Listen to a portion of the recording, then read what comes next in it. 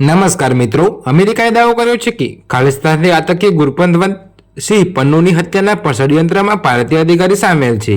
તો મિત્રો, પ્રધાનમંત્રી નરેન્દ્ર મોદીએ આ બાબતે પ્રતિક્રિયા આપી છે. પ્રધાનમંત્રી નરેન્દ્ર મોદીએ આ મામલે પહેલીવાર પ્રતિક્રિયા આપી છે કે અમેરિકા પાસે કોઈ પુરાવો હોય તો રજૂ કરે.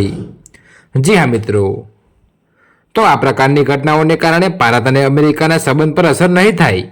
પ્રધાનમંત્રી નરેન્દ્ર મોદીએ જણાવ્યું છે કે આ મામલે કોઈ પણ પુરાવો હશે તો નિશ્ચિતપણે વિચાર કરીશું.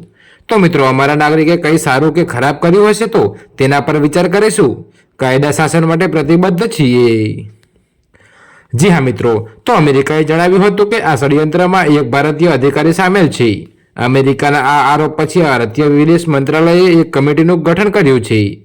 તો મિત્રો, આ કમિટી અમેરિકાના દાવા અને પુરાવાની તપાસ કરશે. તો મિત્રો, તમને જણાવી દઈએ કે ભારતે ગુરપંતવંત સિંહ 2020માં પન્નુને જાહેર કર્યો હતો. પીએમ મોદીએ કહ્યું છે કે પશ્ચિમી દેશ અલગવાદી તત્વોને પ્રોત્સાહન ના આપે.